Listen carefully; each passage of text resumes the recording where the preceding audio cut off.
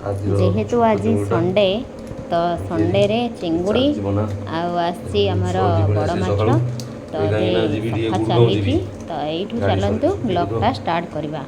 तो चलतु पूरा वीडियो रे बनी रुहतु। मछली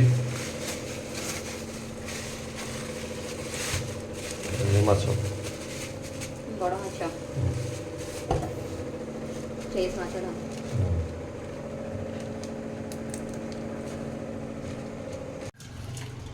सफा चलती चिंगुड़ी जाक ये बड़ माछ जा सफा हो गला सर लगे चिंगुड़ी जाक बड़ माछ एति के किलोटे आसे चिंगुड़ी अध किलो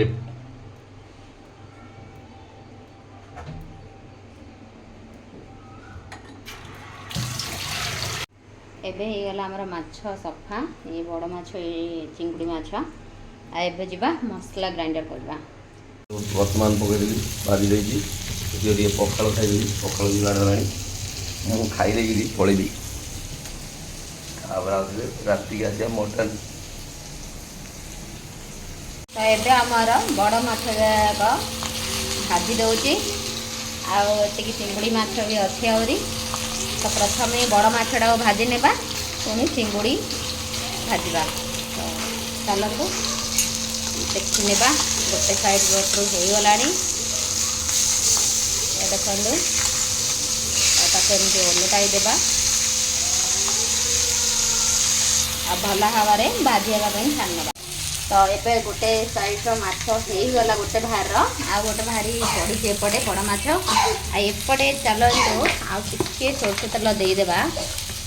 देखु सोरष तेल देदेली से अच्छी पानी आठी अच्छे आमर चिंगुड़ी। तो आ गोटे साइड माने एपट साइड बसईदेली ए कड़ाई आ चिंगुड़ी बनैबा।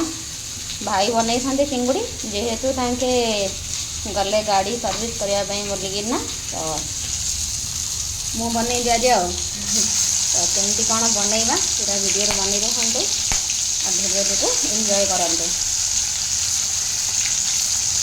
तेल फ्राए करने आम चिंगुड़ी गुड़ाक एपटे देखो आम माछ भजा हो गला बाहर करनेली आए चिंगुड़ी जाक भी पूरा फ्राए हो गला सेटा भी बाहर करने बाहर करनेली आठी एबे तेल आ बड़का तेल अच्छी आमर आउ गोटे भारी चिंगुड़ी के देदेबा। तो ये देखो आमर सबुतक चिंगुड़ी फ्राए हो गला एपटे देदेला सोरष तेल गरम हो गला।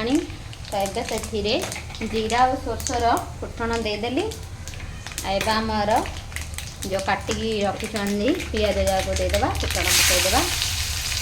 तो आमर पियाज ए भाजी हो गला पूरा गोल्डन ब्राउन कलर आसला हेरी एबे मु टमाटर दीटा काटिकिना रखी देदेबा। आ टमाटर आमर जल्दी सीझापी बोलिकिना स्वाद अनुसार लुण देदेबा। तो ये टे भल भाव में मिक्स करने भाजी होगापी छाड़ने आमर देखो पूरा टमाटरटा पूरा भाजी हो गला। एबे देदेबा आमर मसला को मसलार अच्छी अल्प किसी सुखिला लंका अदा रसुण और जीरा आ गोटा मसला ये अच्छी मसलार आमर चिंगुड़ी तरकारी माछपाई बोलिकी बाटिनी बाटिवा बड़ माछपाई। तो आउ कुछ कलर आसापी देदेबा हलदी पाउडर आउ मर्च पाउडर से चलतु। तो ये मु मर्च पाउडर देखु आ हल्दी पाउडर देदेला आबे किछि देबा मीट मसाला। तो मीट मसला अल्प किछि देदेबा जेहेतु गोटा मसला पड़ता तो मैं अल्प किछि दूची। आबे टिके भल भाव में सेटा को मिक्स करने मसलाटा को आमर सीझापी छाड़देवा। बहुत बढ़िया स्मेल आसी किसी समय सीझी जाऊ तापर चेक करवा। एबे देखो आमर पूरा पूरी मसला परफेक्ट सीझीगलानी आबे से पानी ऐड करवा देखो गोटे ग्लास दे नेली आउ गोटे ग्लास देदेवा जेहेतु चिंगुड़ी अच्छी एतिक तो एतिक हेनी पानी आ गोटे ग्लास दे तो ये आमर मसला पानी फुटीगला आबे से चिंगुड़ी जाक देदेबा आउ ढांकी रखने आमर फुटिया छाड़ने तो ये आमर चिंगुड़ी करी बनिकी रेडी हो गला आटा को बंद करने ओह्लैने केते बढ़िया भाव स्मेल आसी पूरा परफेक्ट बनी ताको बंद करवा गैस फ्लेम को आउ करीटा को ओह्लैने एबे एठी बसैबा आमर माछ बेसर आ पूरा आमर ओडिया देसी स्टाइल रो बनैबा मसला रे आमर अच्छी ये सोरस दिया मसला सोरस जीरा रसुण अदा आमर रहा जो शुक्ला लंका तो तेल आमर गरम हो गला एबे से देदेबा पंचफुटण जेहेतु बेसर बनाऊँच माछ बेसर तो पंचफुटण देदेली आ पियाज को मु काटिकी रखी नहीं आबे पियाज को देदेबा तो पियाज भी भाजवा छाड़ने तो पियाज आमर पूरा कलर चेंज हो गलानी आबे बेसर मसला देदेबा तो ये आउ मसला टे लगी जाइए तो धोईक पकईदेवा देखो हलदी पाउडर दे देछि आ स्वाद अनुसार लुण भी देदेली आबे मसला कटे आम धोईक कि पानी देदेबा आटा को सी मसलाटा को सीझापी छाड़ने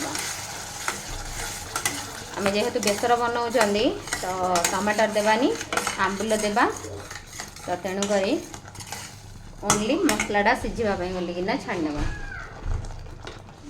तो देखो आमर मसला पूरा रेडी हो गला एबे से आंबुल पकईदेली आंबुल सहित टे मसलाटा को मिक्स करनेली आबे पानी देदेबा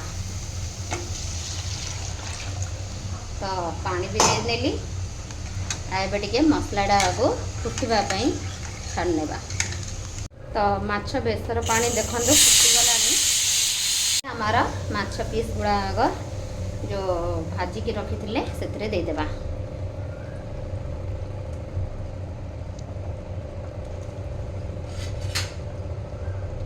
तो देदेली एबे सब जाक